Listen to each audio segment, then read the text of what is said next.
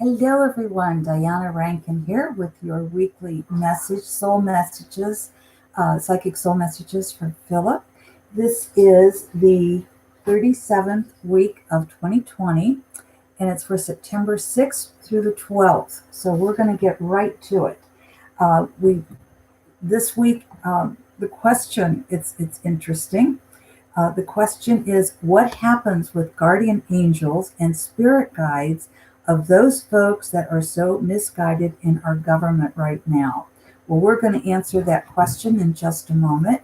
I want to first of all say thank you to all of you who come, those of you who subscribe. Be sure and check out the predictions for the month of September on my video. I put the whatchamajigger, the ULR, that's it, below.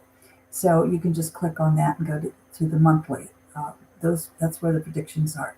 We're using the weekly now for messages and to answer your questions. So I ask that the questions be general, so they'll be of appeal to the whole audience.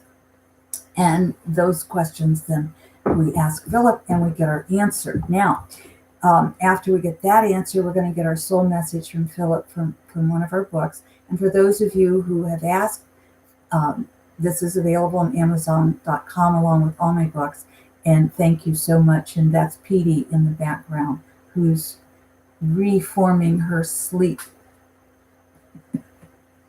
But this book it's just each page has a different soul message on it. And we'll get our message.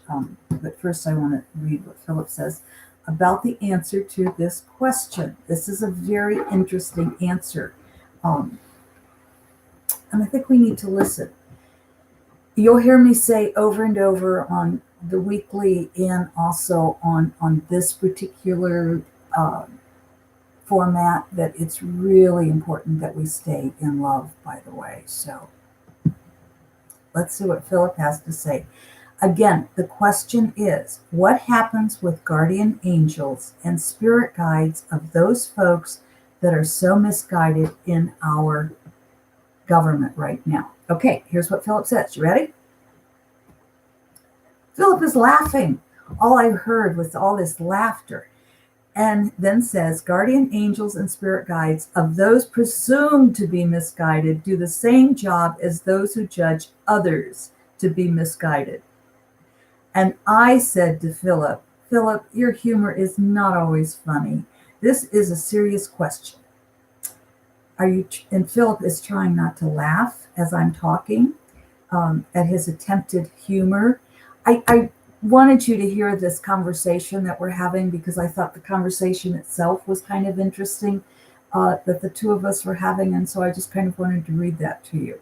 So Phillip then says, all right, we will get serious. Can we get on with the question? Or laughter is good for the soul, you know. I said, yes, we know, Phillip. Can we get on with the question?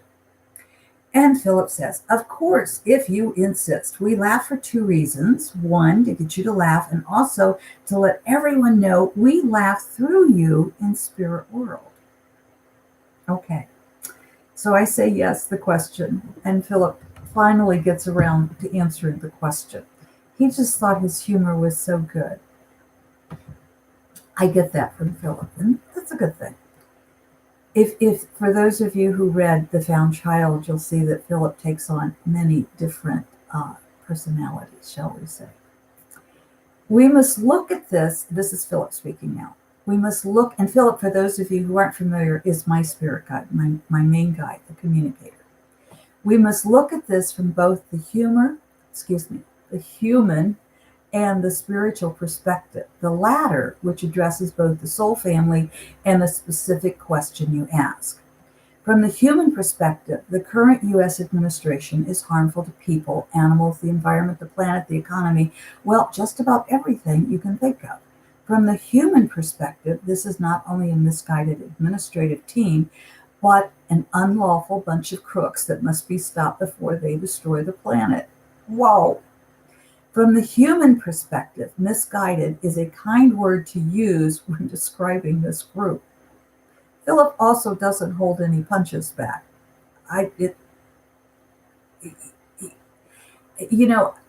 there are times in a group when I'm giving personal messages to people and I try to soften it and they won't hear me. And so I find that if I use Philip's words, they hear me, and sometimes those words feel really harsh to me. So this one feels a little harsh. Philip goes on to say, however, there is a much deeper story taking place, which must be considered along with the human perspective if one is to understand what is taking place. We must understand what is taking place from the spiritual perspective. Keep in mind that on the spiritual level, there is neither good or bad. Evil exists in the minds of humans, not in their spiritual consciousness. This is why we say condemn the act of evil, but not the one perpetuating it. The act of evil, the act is evil, but the being is not. I think that's important. I want to repeat that. The act is evil, but the being is not. So a human can commit an act that is evil, but the human is not evil. The person is not. Keeping this in mind, it's easy to understand why we ask you to love the person while condemning the act. People who commit harmful acts are from two soul groups. They are either new souls experiencing human life for the first time, for the first few times, or they are very old souls who agree to play the villain, so to speak, in Earth's story. Guardian angels for newer souls have the same job as do those for the older souls. That is to watch over and guard the human. The same is true of spirit guides. Whether a new soul or a very old soul, the guide is to help the human through the maze of human existence. It changes only for the human, not for the angels or guides. If a human is aware and listening, the angels and guides will be able to reach the human easier. As we have talked about before, soul families are made up of a multitude of souls who come together in the spirit world and often in the human realm. Each family takes on a sacred wound to heal and a story to live out in the human world. Many humans are living out the hero-heroine's journey in their human journey, for example. This journey has been told many times in the ancient mythologies, as well as multiple modern-day stories. It is the story of the human overcoming obstacle after obstacle to return home to the kingdom of self. The journey normally praises the hero-heroine for their bravery and praises them as the hero-heroine upon returning home. We seldom think as the hero as one who is an old soul who came into Earth to create chaos and disruption. But imagine, if you will, a modern-day tale. In this story, the president of a very large nation agreed as a soul to take on the hero's journey, but instead of overcoming the obstacles, actually creates them. Everything is thrown into disarray. Does this not then create a catalyst for cleaning? Many young souls will cling to the catalyst because they have not yet had the experience of the journey, so they feel safer clinging to the one creating it. Is the protagonist of our story a hero? To some, yes. To others, no. To some, he is a hero who has come to allow them to hide in their anger and fear. To others, he is the anti-hero, one who has come to destroy. From the spiritual perspective, he is the catalyst to open the wound of evil within the country.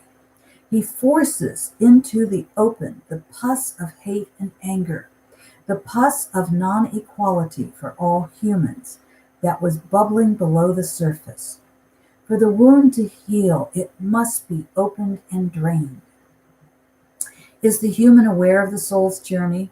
No, there are times the human is aware. There are times the soul is too young and inexperienced for human awareness. In the current state of affairs in the U.S., there are those who are aware behind the scenes, but not out front. The actions of disruption are coming from those who are unaware. For those who are aware, their darkness shall always be overcome by the light, which may take multiple lifetimes, and help from their guardian angels and spirit guides. For all people, it is always wise to recognize and work with your angels and guides, for it is in doing so that one comes to know the truth of themselves. You are love.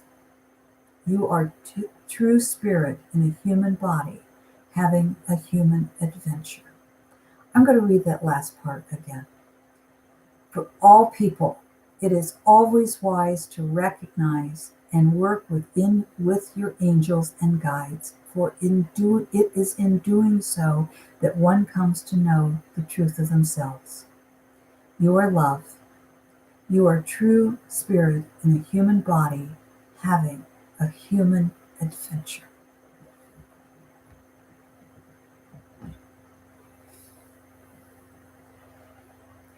I want to read something from the Upanishads that I also wrote, and I wasn't planning on reading this, but it just caught my eye because it's on the opposite page of what I did read.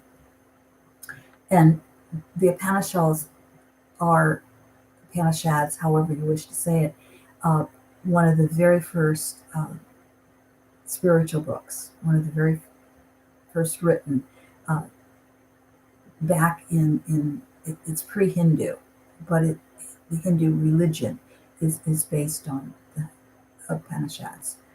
The soul shines in the heart of all living beings. When you see the soul in others, you forget your own desires and fears and love yourself in the service of others. I didn't realize that was part of our message today until it caught my eye just as I was finishing up Philip's message. Let's get our message, shall we? Think left or right page. I'm just going to open to there. And if you think left page, our intuition is in sync. If you think right page, which I will also read you that message, then I say to you, that's a message for you. So here we go. The left page says, there is no security except that which you give to yourself. I'm going to read that again. There is no security except that which you give to yourself. That's huge. In today's world, excuse me, in today's world,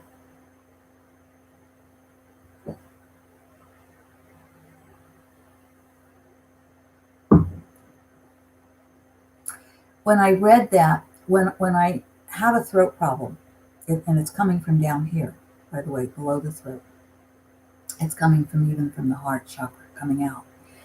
And after reading that, that says to me that a lot of people feel today they don't have a voice. We all have a voice. However we're going to use it. I'm thinking of going and sitting over in a circle in the town near where I live and kithing with anyone who cares to come by and sit in a chair. We will wear our mask and we will keep social distancing, but to just sit in silence. And kithing is an old ancient custom. Kithing is looking at the person beyond the human and really looking. I am so sorry. I forgot to turn my phone off and I apologize. And I'm not, let me see if I can stop that ring. I apologize.